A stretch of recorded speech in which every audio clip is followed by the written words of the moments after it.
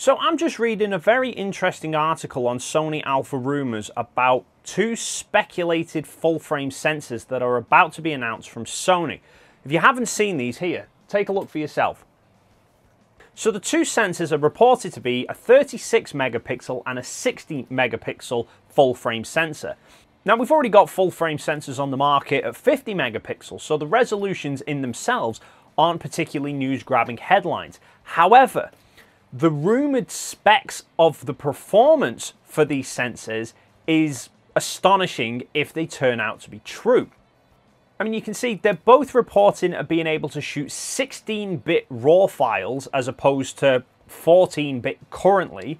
But not only that, the 60 megapixels reported to be able to shoot 12-bit 8K footage and full HD video up to 300 frames per second. Now, there's no mention of video capabilities on the 36 megapixel sensor, although you would presume it still has them, and presumably it should be capable of 8K footage, considering that 8K equates to 33 megapixel resolution. So at very least, you'd think it should be able to do 4K video, more than likely 6K, and presumably even 8K footage. So if these are able to handle 8K 12-bit video, that is a huge amount of information that Sony are able to now pull off their sensors. That's then backed up by the speculated shooting speeds. So 4.5 frames a second at 16-bit for a 60 megapixel sensor, or 12 frames a second at 14-bit, which is pretty impressive when you consider the current A7R3 can only manage 10 frames a second at 12-bit and 8 frames a second at 14-bit, and that's 50% less resolution. Then the 36 megapixel is rumoured to be able to do 10 frames a second at 16-bit and 60 frames a second at 10-bit. Now, if these sensors turn out to be true and those specs are correct, that is a huge step forward in technology. Now, the rumours do state that these sensors will not only be seen in Sony cameras, but also third-party cameras. So there's a couple of different manufacturers, such as Nikon, are currently using Sony sensors in their cameras. So maybe these sensors will also be in their tech. Now, that will make an interesting predicament for Canon's point of view of, do they switch to using Sony sensors, or do they pull the finger out and have to push really hard on their own sensors? They also state they're pretty sure that these sensors won't be seen in the upcoming A7S III, which kind of makes sense because the S series is usually a lower resolution, and the lowest resolution of this is 50% more than the A7 III. So I don't think we'll see this sensor in the A7S III.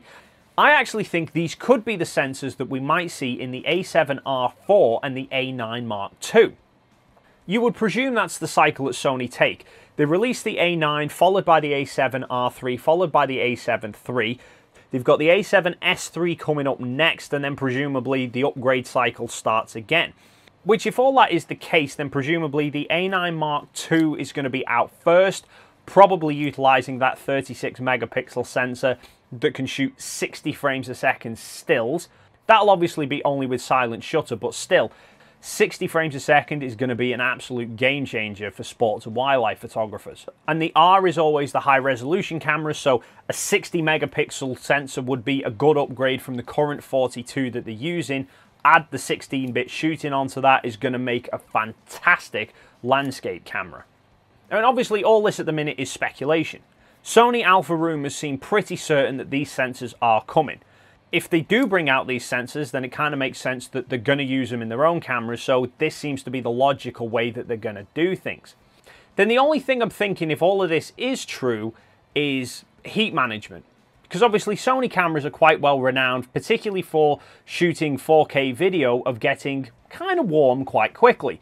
Now, both the A7 III and the A7R3 shoot 8-bit 4K, which is actually downsampled. So the R3 downsamples 5K to 4K, and the A7 III downsamples 6K to 4K. But both of those still suffer with overheating if you run them for too long. Sony are seemingly trying to work around this heating issue, because that's rumoured to be why they've delayed releasing the A7S III. However, it's a hell of a step up in terms of processing power to go from downsampling 5 and 6K to 4K 8-bit up to shooting 12-bit 8K.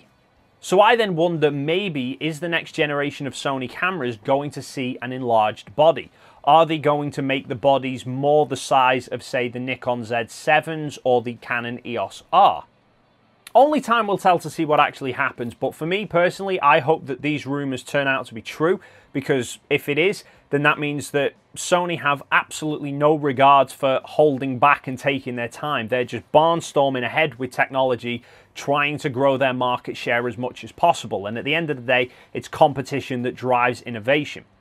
But what do you make of those rumours? Do you think that they're very impressive specs? Are you somebody that wants to see this new technology come along? Or do you think that all of it is just gimmicks and you don't really need that much performance anyway? Leave your thoughts and comments in the box down below. Thank you so much for stopping by, and hopefully I will see you in the next video.